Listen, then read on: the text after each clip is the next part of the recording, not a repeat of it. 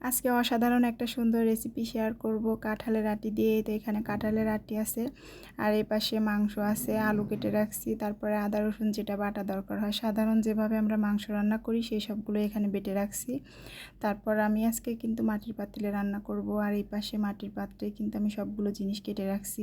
মাটির পাতিল, তারপরে মাটির এই জিনিসগুলো আমি অনেক দিন আগে কিনছিলাম, এইগুলোতে জিনিস রাখতে ভালো লাগে।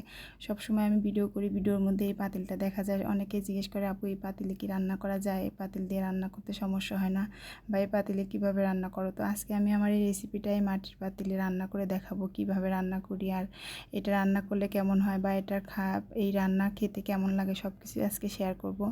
তো প্রথমে চুলার উপরে পাতিলটা দিয়ে দেওয়া ছিল আগে থেকেই, এখন শুধু চুলাটা ধরাই দেবো। তো চুলা ধরাই দিলাম। তারপর চুলার আঁচটা একদম বেশি জোরেও দিতে হবে না, একদম কম, মানে মিডিয়াম আঁচে রাখতে হবে, যেন বেশি তাপ লাগলে অনেক সময় মাটির পাতিল ফেটে যায়। তো আমি শুরু থেকে এটা রান্না করেছি অনেক দিন আগে থেকে, আমার পাতিলটা সয়ে গেছে, এখন আর সমস্যা হয় না। তো শুরুর দিক থেকে একটু জাল আস্তে দিয়ে তারপর এভাবে রান্না করতে হয়। তো প্রথমে তেল দিয়ে দিলাম। এই পাতিলটা যখন এমনি সাধারণ কড়াইতে রান্না করি আমরা যেভাবে, ওইভাবে একটু পাতিলটা গরম হলে তারপরে এই যে পেঁয়াজ কুচিগুলো একটু দিয়ে দিলাম। পেঁয়াজ অতটা নেড়ে লাল হওয়ার প্রয়োজন নেই, একটু কোনো মতো নাড়াচাড়া দিয়ে তারপর আমি মশলা বাটাটা দিয়ে দেব।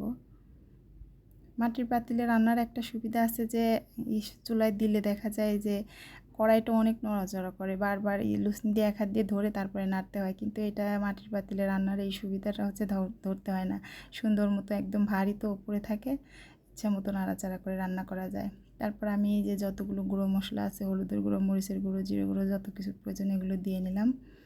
এগুলো দিয়ে আরেকটু কষাই নেব। আমি পেঁয়াজটা বেশি ভাজি নাই, হালকা একটু ভেজে নিছি।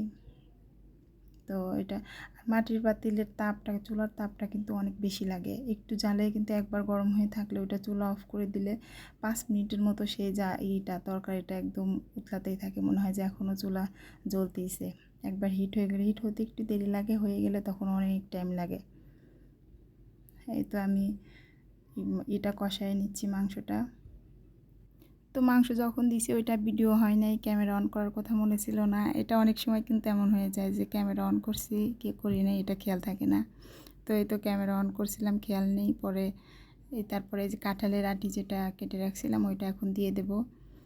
মাংস আর আলু মনে হয় আগে দিয়ে দিছিলাম নাকি এখন দিচ্ছি। তো নাড়াচাড়া করে তারপর একসাথে মাংসের সাথে দিলেও হয়, আবার মাংসটা একটু আগে দিলে, শক্ত মাংস হলে একটু আগে দিয়ে কষায় নিতে হয়। তারপরে যে তারপরে আলু দিয়ে দিলাম, আলুগুলো দিয়ে আবার ভালো করে কষাই নেব। তরকারি রান্নার কিন্তু মেন যে জিনিসটা, সবচেয়ে মজা হওয়ার যে বিষয়টা খেয়াল রাখতে হবে সেটা হচ্ছে কষানো। তরকারি যে কোনো তরকারি যতটা কষানো বেশি হয় ততটা কিন্তু মজা হয়। এই তো কষায় তারপরে একটু ঢেকে দিলাম। তারপরে আমার